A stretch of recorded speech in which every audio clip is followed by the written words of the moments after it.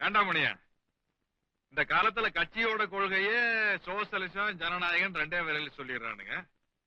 இந்த ஜோசிகார என் ஜாதகத்தை 1.5 மணி நேரமா பாத்துக்கானே, ஏதாச்சும் விவரம் தெரியுமா? விவரமான ஜோசிருங்க. போன தடவை நாம ஜெயிப்போம்னு உறுதியா அவர் கணிச்சு சொன்னதுக்கு அப்புறம் தானே நாம ஆட்சி கழிச்சு எலெக்ஷனே வச்சோம். இன்னாரு கூட கூட்டணி வைக்கிறது கொள்றதுல இவரை கேட்டுத்தானே. அப்புறம் நான் முற்போக்கு கூட்டணியும் போ, கட்சி உருவும் போ. சாமி பார்த்து சொல்லுங்க சீக்கிரம். பார்த்துட்டேன் சொல்றேன்னு தப்பா எடுத்துக்காதே. உங்க ரேகையும் சரியில்லை, இந்த ஜாதகமும் சரியில்லை. இனிமே உங்க அரசியல் வாழ்க்கை அவ்வளவு பிரகாசமா இருக்காது. இறங்கு முகம்னு வச்சுக்கங்களேன். ஏன்னா சனி உங்க ராசிக்கு 12க்கு வந்துட்டேன். 7.5 நாட்டு சனி ஆரம்பம். இதுல வேற குரு பார்வை வேற இல்லாம போயிடுச்சோ. உங்க அரசியல் வாழ்க்கையிலும் சரி, குடும்ப வாழ்க்கையிலும் சரி, இனிமே குழப்பம்தான்.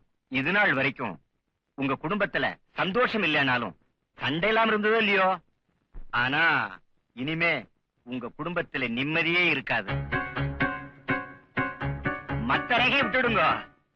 உங்க ஆயுள் ரேகை கூட ரொம்ப வீக்கா இருக்கு. கிராஸ் லைன்ஸ் எல்லாம் நிறைய இருக்கு. சொல்றேன்னு தப்பா எடுத்துக்காதே. இந்த வருஷம் சுதந்திர தினத்துக்கு உங்க கையால கொடியேற்றி வச்சேல, இதுதான் கடைசி. அடுத்த சுதந்திர தினத்துக்கு நீங்க உயிரோடு இருக்க மாட்டேன். நான் சொல்லல, ஜாதகம் சொல்றது. ஏஞ்சாமே, அடுத்தவங்க கைரேகையை பார்த்து சொல்றீங்களா? உங்க கைரேகையை எப்பாவது பார்த்தோம்டா? என்ன அப்படி சொல்லிட்டே? பாத்துருக்கிறனே. அதுல தனரேகை, தானிய ரேகை, விவாக ரேகை, வில்லங்க ரேகை எல்லாம் இருக்குமே, அதையெல்லாம் இப்ப பாத்துருக்கீங்களா? எந்த குறைச்சலும் இல்ல, நல்ல வசதியோடு இருக்கேன். மத்த ரேகை விடுங்கண்ணா, உங்க ஆயுள் ரேகை எப்படி இருக்குது முதல்ல அதை சொல்லுங்க. என் ஆயுள் ரேகை ரொம்ப டீப்பா இருக்கு. நான் 95 வருஷம் வரைக்கும் உயிரோட இருப்பேன். 95 இயர்ஸ். மணியா, ஒரு சின்ன வேலை இருக்குது, இது கொஞ்சம் புடி. எத்தனை வயசு வரைக்கும் இருப்பேன்னு சொன்னேன்? 95 வயசு வரைக்கும்.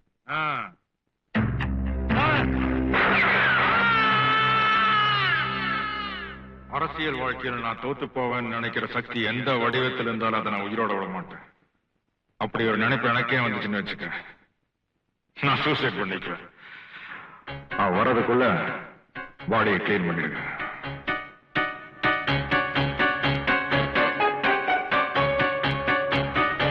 இவன் ஆயலையே இவனுக்கு கணிக்க தெரியல, இவன் அடுத்தவங்க ஆயலை கணிக்க வந்துட்டான்.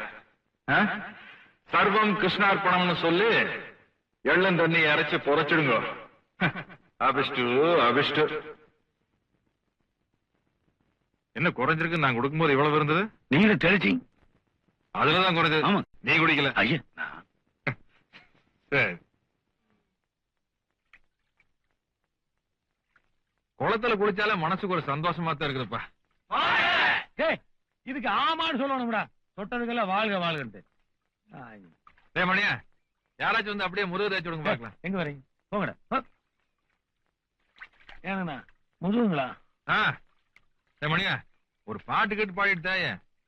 குற்றம் புரிந்தவன் வாழ்க்கையில் நிம்மதி கொள்வதென்பதே. வேற பாட்டா கிடைக்கலையா உனக்கு?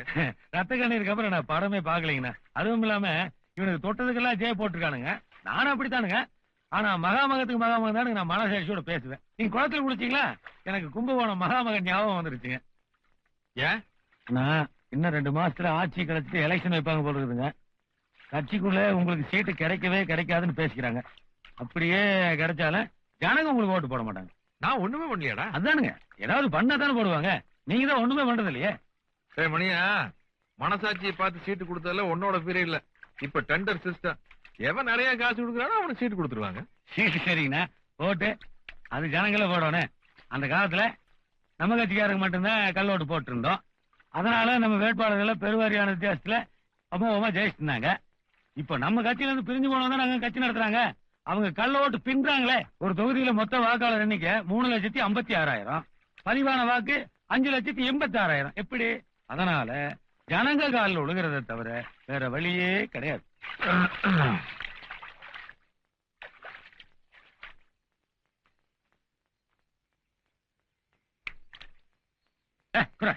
30 வருஷமா கட்சியில் இருக்கிறவன் நானு. முந்தா நேரத்து வந்து கட்சியில சேர்ந்து கட்சிக்கு போற கையை வச்சா என்ன அர்த்தம்? அட நேரப்பா சண்டை போட்டுக்கிறீங்க. அதுக்காக அவன் உரிமை எப்படி நான் விட்டு கொடுக்க முடியும்? இவனை எல்லாம் கட்சியில வைக்க வேண்டிய இடத்துல வைக்கணுங்க. அதுக்குல்லப்பா இப்ப என்னமோ பேசிட்டு இருந்தோம். அது என்னது? என்னடா சண்டை போட்டது மறந்து போச்சுங்க. தகராறுல விட்டு அடிச்சுட்டுங்க. ஓஹோ, சண்டை போட்டா அப்ப பழசெல்லாம் மறந்து போயிருமா? அப்ப ஜனங்களுக்குள்ள நாமளே சண்டையை மூட்டி விட்டோம்னா நாம செஞ்ச தப்பையெல்லாம் ஜனங்க மறந்துடுவானுங்க, நம்மளுக்கு ஓட்டு போட்டுருவானுங்க. ஐயா அத ஏனப்ப எந்திரிங்க. கசக்கி போடுறது ஒரு ஆளுக்கு அன்று வரல, அரசியல் தத்துவத்தையே சொல்லிட்டீங்கன்னா. வாங்க வாங்க வாங்க. எஸ்மா, நம்ம கருப்பன் செத்து போயிட்டாருங்க. அட எதுக்கு அதெல்லாம்? என்ன மணி எந்திரிங்க.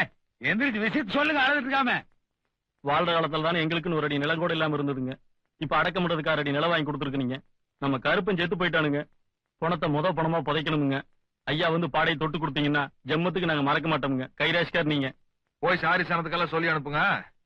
அடக்கம் பண்றதுக்கு ஏற்பாடு பண்ணுங்க. எடுக்கிறதுக்குள்ள நான் வந்து சேர்ந்துடுறேன். செலவுக்கு வச்சுக்கோங்க. போதும்.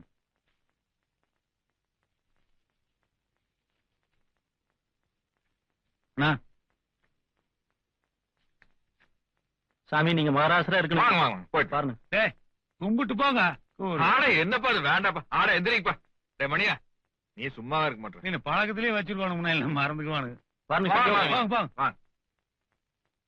டே மணியா, தங்க மேல தப்பான அபிப்பிராயம் வரும்போதெல்லாம் அதை தசை திருப்புறதுக்காக யாராவது ஒரு தகராறு ஏற்படுத்துறது அரசியல்வாதிகளோட வழக்கம். ஹரிஜனங்க சேரி எங்க இருக்குது? வடக்காலைங்க. சுடுகாடு தெக்காலைங்க. பணத்தை எப்படி எடுத்துட்டு போவானுங்க? அது ஊருக்குள்ளதானுங்க எடுத்துட்டு போவாங்க. அதுக்கு மேல் ஜாதிக்காரன் விட மாட்டானுங்கல்ல. கஷ்டமுங்க, விட மாட்டாங்க. அதான் நமக்கு தேவை. டே மொத்தலையா, நீ என்ன பண்ற? நம்ம ஆள ஒரு 10 பேரை செட்டப் பண்ணிட்டு இந்த டீ கடை, பொட்டி கடை, கோயில் திண்ணை இங்கெல்லாம் போய் உட்காந்துக்க. கருப்பன் ஒரு ஹரிஜன் செத்து போயிட்டானாமா, அவன் பணத்தை இந்த வழியாத்தான் எடுத்துட்டு போக போறான் அவன் சொல்லு. இந்த மாதிரி சொன்னோம். இந்த மாதிரி கோயில்ல சாமி சாட்டிருக்க நேரத்துல ஒரு தாழ்த்தப்பட்டவனுடைய பிணத்தை எடுத்து ஊருக்குள்ள போனா சரியா வருமானு கேட்டோம். அதுக்கு அந்த ஹரிஜனங்க சொல்றாங்க, ஏன் எடுத்துட்டு போனா அந்த மேல் ஜாதி நாயை கிழிச்சிருவாங்களா அப்படின்னு கேக்குறாங்க. நீ சொல்லணும். ஆமா, அத நான் சொன்னதா சொல்லக்கூடாது, அவனுக்கு சொன்னதா சொல்லணும். மேல் ஜாதிக்கார நாய்க, அந்த நாய்கங்கிற நல்லா அழுத்தி சொல்லணும். சரி. இவன் போய் இப்படி சொல்றான்னா சாதி கலவரம் உண்டாயிருமா? மணியா, சாதியாவும் மதமாவும் நம்ம சனங்க பிரிஞ்சு கிடக்குற வரைக்கும் நம்மள மாதிரி அரசியல்வாதியை குதிரை ஏறிட்டே இருக்க வேண்டியது. அப்ப நம்ம மாதிரி ஆளுக்கு சந்தோஷமா இருக்கிறது இந்த சாதியிலே கண்டுபிடிச்சிருப்பான்னு நினைக்கிறேன். சரி, அன்னைக்கு அமெரிக்காவே கொலம்பஸ் கண்டுபிடிச்சான்னு சொன்னேன். இந்த சாதி கருமாந்திரத்தை யாரு கண்டுபிடிச்சுவேன்? மந்திர மோதிரம் கண்டுபிடிச்சானுங்க, மந்திரிமார்கள் அதை கட்டியா பிடிச்சிட்டானுங்க. ஓ, அப்ப இந்த ஜாதி கருமாந்திரத்தை ஒழிச்சிட்டோம்னா ஜனங்க நிம்மதியா இருப்பாங்க போல இருக்கா? ஜனங்க நிம்மதியா இருப்பானுங்க. நாம தான் சோத்துக்கு டிங்கி அடிக்கணும். உனக்கு வேற ஏதாவது தொழில் தெரியுமா? தெரியாது, அரசியல் தான் தெரியும். போய் பத்த வைப்ப.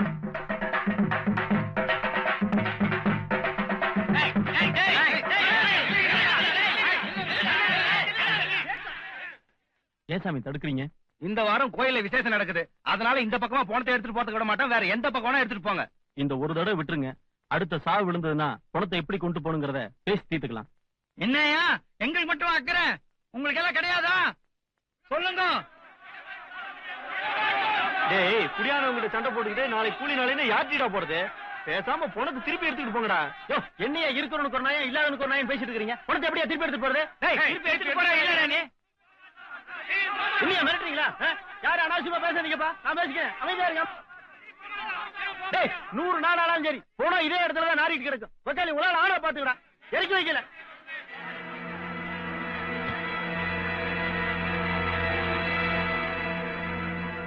கக்கத்துல துண்டை இடிக்கிட்டு திரியிற சின்ன சாதி பசங்க இவனுங்களுக்கு இவ்வளவு பிம்பம் வீரா போயிருந்தா தோல்ல துண்டை போட்டு திரியிற எங்களுக்கு எவ்வளவு இருக்கும்?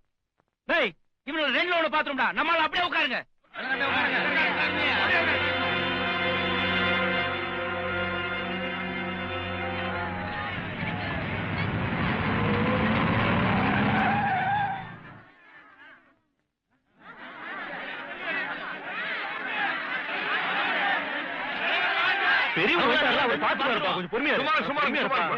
என்ன பிரச்சனை? ஏனுங்க சாமி, நாங்க குடியானத்தூர்ல போய் குடியிருக்கோம்னு சொன்னோங்களா, இல்ல கோயில போய் நையிருக்கு போல மணி அடிக்கணும்னு சொன்னோங்களா?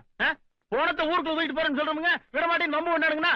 நாளைக்கே 4 மூங்கி கிச்சு கொண்டுட்டு வந்து நடுவுக்குள்ள குடிச்சு போட்டா உன்னால என்னடா பண்ண முடியும்? நரம்பா இருந்துட்டு நீ சாஸ்திரம் பேசிட்டு இருக்கிறியா? உன் சாஸ்திரம் தூக்கிட்டு வந்த வழியா ஓடி போயிரு. உதது நூறையா வச்சுக்க. என்னடா வச்சுட்டு இருக்க? ஓடு, ஓடு, ஓடு. என்னடா அது வாயிலேயே பேசிட்டு இருக்காங்க, யாரும் அழிச்சிக்கவே மாட்டேங்கிறாங்க. என்ன பண்ண?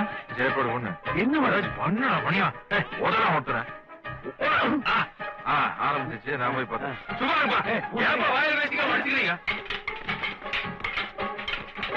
சும்மா இருப்பா. மணி ஆடா. யாருங்க? ஏன்பா தகராறு பண்ணிக்கிறீங்க? ஆடா.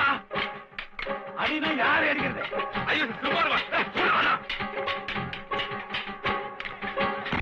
ஐயோ!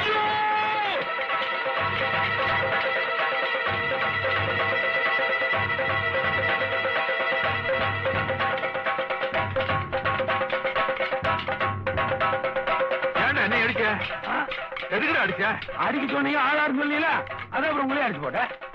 ஐயோ அடிச்சு நல்லா தான் போச்சு. போய் போட்டோகிராஃபர் கூப்பிட்டு வா. எதுக்கு? சாயந்தரம் மாலை மலர்லையும் மாலை முடிச்சு வந்துருவோம். அண்ணா, நீங்க அடிபட்ட செய்திங்க தினத்தந்தியில இருந்து தினமணி வரைக்கும் எல்லா பத்திரிகையிலும் போட்டுருக்காங்க. அது எப்படிங்க அடிபட்டோன்னு போட்டோ எடுக்கணும் பேப்பர்ல போடணும் ஐடியா பண்ணீங்க? எனக்கு தோணவே இல்லைங்க. ஆனா அது தோணாம போனதால தான்டா மணியா நீ எம்எல்ஏவா இருந்தவே இப்ப எடுபடியா இருக்கிற. ஆனா கருவு என்ன பேப்பர்ல வந்து என்ன பிரயோஜனம்? கட்சி தலைவன் நம்மளை கண்டுக்கவே மாட்டேங்கிற. கவர்மெண்ட் சொத்துக்கு சேரத்தை ஏற்படுத்தணும், அதுதான் கரண்ட் பாலிடிக்ஸ். ஏய், அந்த காலத்துல ஆட்சியில் இருந்த ராஜாமார்கள்லாம் ரோடோரமா மரத்தை வச்சானுங்க. இன்னைக்கு அந்த மரத்தை எல்லாம் வெட்டி ரோட்டு குறுக்கால போட்டாதான் ஆட்சியவே பிடிக்க முடியும் போல இருக்குது. டேய் மணியா, நீ வரலாறு தெரிஞ்சுக்கோனு. கடவுளே இல்லன்னு சொன்ன கட்சிக்காரனும் கூட கோயில் அடிச்சதா சரித்திரம் கிடையாதுப்பா. ஆனா கடவுள் இருக்குதுன்னு சொல்ற கட்சிக்கார கோயில் அடிக்கிறான்ல. ஊருக்குள்ள எல்லாரும் அம்மனமா தெரியும் போது நாம மட்டும் கோமணத்தை கட்டினோம்னா கோமாளி ஆயிடுவான். கோமாளி ஆகணுமா மந்திரி ஆகணுமா? மந்திரி ஆகணுங்க. அப்ப ஜாதி கலவரம் மாவட்டம் பூரா பரவானு. அதை அமைதிப்படுத்துறதுக்காக ஒரு கமிட்டி போடுவானு. அந்த கமிட்டிக்கு நானே தலைவர் ஆகணும். ஏங்கண்ணா, இந்த கொடியாத்திர அன்னைக்கு உங்ககிட்ட லொல்லு பேசினேன்ல, அதான் பிறக்கும் போதே காக்கி சட்டையோட பிறந்த மாதிரி பேசலீங்க. அந்த இன்ஸ்பெக்டர் க்ளோஸ் பண்ணலாமா? போட்டு அரசியல்வாதி கொதவாத அதிகாரி இருக்கிறது ஒண்ணுதான், சாகிறது ஒண்ணுதான். ஆமாங்க, அதிகாரியை கொண்டுட்டாங்கன்னு அரசாங்கம் டென்ஷன் ஆயிடு. நம்ம சாதிக்காரனை கொண்டுட்டாங்களேன்னு அர்ஜுனங்களும் கோவப்படுவாங்க. அப்படியே ஊடால போந்து நம்ம சாதினத்திலயும் மொட்டை தலை மாதிரி வேலைக்கே ஆகாதவன் 2 பேர் இருப்பேன். அவனை போட்டு தள்ளி